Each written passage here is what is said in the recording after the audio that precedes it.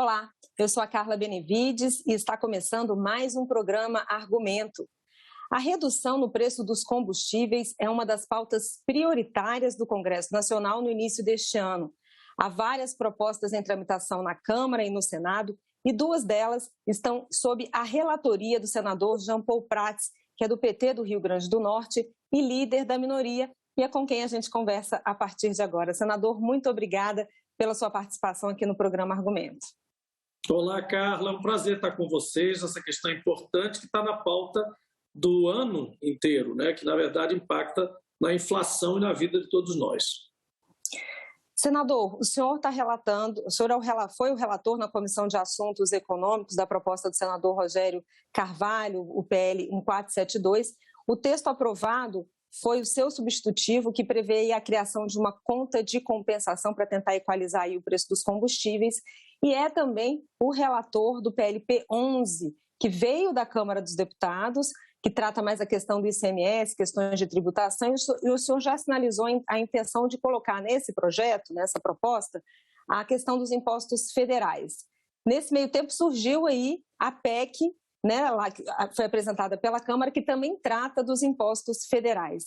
Queria saber do senhor o seguinte, eu queria que o senhor resumisse para a gente o que prevê esses dois projetos que o senhor está relatando e de que forma essa PEC conversa com essas propostas ou interfere no trabalho que o senhor já está desenvolvendo.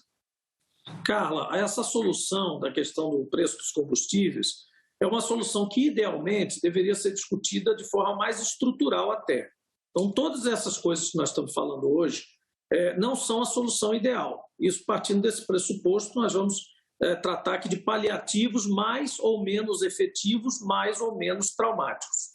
A gente entende que atuar apenas nas alíquotas de impostos é acessório, é corolário ao principal. Se você não atacar o preço principal, que é o preço internacional do petróleo em dólar, trazido em tempo real, com todas as suas oscilações para dentro das nossas casas, para dentro dos nossos postos de combustíveis, na forma de diesel, gasolina e de gás de cozinha, se nós não atacarmos isso, não adianta zerar imposto e tal, porque vai ter uma hora que não vai adiantar mesmo.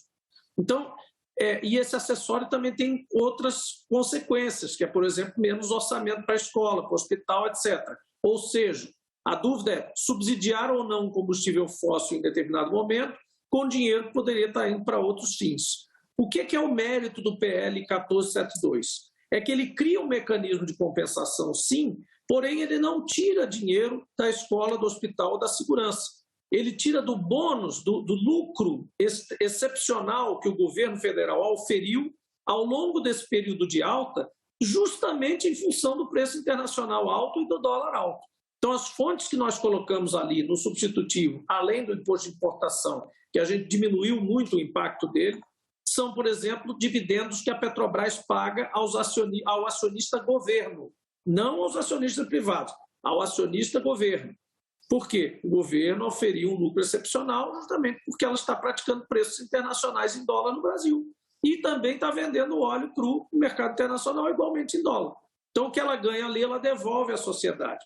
A mesma coisa, royalties, participações governamentais, outras no setor de petróleo, que também são proporcionais ao preço internacional do petróleo, desde que não sejam participações que já estejam, ou royalties, que já estejam alocados para estados, municípios, ministérios ou outros usos. Então, parte livre dessas participações. E outras fontes, são 6 fontes ao total, além da própria conta que vai se retroalimentando depois, ao longo da história, com os períodos de baixa. Então, essa é uma solução boa, mecânica, uma lógica muito justa que está nesse primeiro projeto. O segundo projeto, como você já disse, trata justamente dos impostos. E aí você poderia colocar todo e qualquer dispositivo de imposto, desde que não fira a autonomia dos estados, dos governadores, por conseguinte, de aplicar as suas alíquotas. Estamos justamente nesse exercício de trabalhar o ICMS de forma não traumática, mas ainda assim de forma a contribuir nesse esforço. E o governo federal vem com as suas propostas também. Elas podem fazer parte de uma PEC perfeitamente e podem, em parte ou no todo, serem acopladas a esses projetos que estão em curso. Não há menor conflito entre uma coisa e a outra. Tudo vai ter que ser discutido pelo Legislativo e aprovado em plenário. Senador, o senhor falou num esforço de consenso do Congresso Nacional, há aí uma articulação com a Câmara, com o presidente do Senado, com o presidente da Câmara, para que essas propostas elas não fiquem, exatamente porque há uma urgência, o que seja o texto daqui não chegue na Câmara e seja alterado novamente? Como é que estão essas negociações? Olha, os dois primeiros projetos, que são de origem do Legislativo, tanto o PL 1472, que foi gerado no Senado, o projeto do senador Rogério Carvalho originalmente, e que foi passado pela CAI, portanto já foi discutido pelos senadores que estão na Comissão de Assuntos Econômicos, vem agora a plenário reconhecidamente, publicamente conhecido, já tem uma tramitação tranquila.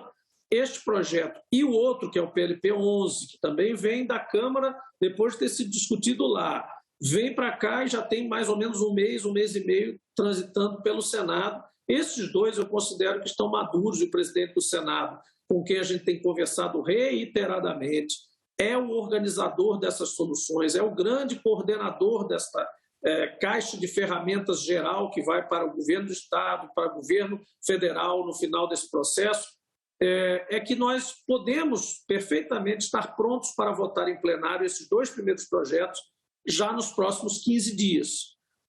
Quanto às PECs, ou a PEC, eventualmente, que o governo federal traga ou faça a sua base conceber e colocar para tramitar, nós teremos um trâmite normal de uma PEC, né? Então, como eu disse, não posa conflito, não é necessariamente uma coisa cumulativa, disputa, nada disso. Simplesmente, o que não estiver nesses dois primeiros PLs vem para a PEC, seja por uma questão de hierarquia de leis, porque é necessário que esteja na Constituição, seja porque afeta um grupo específico ou alguma coisa que o governo queira trazer de próprio punho para esse conjunto de soluções. Nesse conjunto de projetos que o senhor está relatando, senador, em quanto tempo e qual seria a redução no bolso do consumidor? Porque às vezes a gente fala, às vezes a gente houve uma redução dos preços, mas aí fica na refinaria, não chega lá na bomba. Em quanto tempo e qual seria o impacto disso no bolso do consumidor com essas propostas que o senhor está relatando? Carla, essa é uma pergunta importante, todo mundo acaba fazendo. A resposta não pode ser frustrante, mas é o seguinte: nós somos poder legislativo. Nós não podemos definir metas de gestão específica como essa. O que é que nós estamos fazendo aqui? Provendo uma solução, induzindo uma solução, para alguns melhor fica assim, porque o governo federal até agora não tinha atuado, não fez absolutamente, ou alegava que não queria ou alegava que não podia entrar nessa questão dos preços de combustíveis. É preço de mercado internacional e pronto. Mas 2017 para trás não era, e o país sobrevivia, e a Petrobras negociava com ações em bolsa, e os investidores estavam aí na exploração de produção de petróleo, no refino, em todo lugar. Então, há uma solução, a gente foi buscar essa solução, principalmente em função de agora ser um período excepcional, uma alta sustentada, muito consistente em função do retorno de toda a economia mundial ao funcionamento normal. Então, é uma coisa excepcional, temos que ter uma ferramenta para usar em períodos excepcionais. Muito bem, ao Legislativo cabe isso, cabe dar a caixa de ferramentas para o Executivo executar. Então, a resposta é: quanto vai reduzir? O governo vai dizer: olha, eu tenho saldo nas contas de dividendos, de royalties, isso aqui, eu tenho tanto para usar aqui, isso aqui dá para deduzir 50 centavos do preço da gasolina e 80 centavos do diesel e R$2 do GLP. Vamos botar isso na conta de compensação e imediatamente ela aparece lá na ponta do consumidor. E vai aparecer sim, porque esse é um valor especificamente destinado que pode ser facilmente rastreado para chegar ao consumidor. Então, não há dúvida que ele chegará. Agora, quanto vai ser, quem define é o Executivo. O que nós estamos fazendo é as ferramentas, os mecanismos de utilização e a indução do tipo: vai que a tua Tafarel, vai lá e faz a sua parte. Mas poderia chegar assim no máximo? Já se falou em valores assim de R$2 a R$3? Poderia chegar? Eu mesmo falei, eu digo o seguinte: como especialista no setor, como quem já fez e recebeu os estudos de quanto essas contas podem dispor neste momento, lembrando que essa conta é para existir para sempre, teoricamente, né? É uma coisa numa linha de história, mas hoje ela está zerada, porque ela não existia. Então você tem que colocar um recurso inicial. Olhando para os saldos das possíveis fontes dela, é possível dizer que você poderia almejar de R$ 2 a R$ 3 de redução ao longo de 40, 50, 60 dias no preço do diesel e da gasolina e poderia almejar também de R$ 10 a R$ 15 de redução no GLP, também no horizonte de 40, 60 dias. Mas isso passa a contar a partir do momento que o Executivo tiver a caixa de ferramentas na mão, habilitada para ser usada, não do ato da lei ou da tramitação da lei, no momento que ele receber essa caixa de ferramentas. Veja que a mesma coisa acontece com o ICMS no PLP 11. Nós também não podemos dizer ao governador quanto ele vai baixar, ou mandar baixar, ou dizer o prazo que ele tem para baixar o ICMS, ou qualquer outro imposto.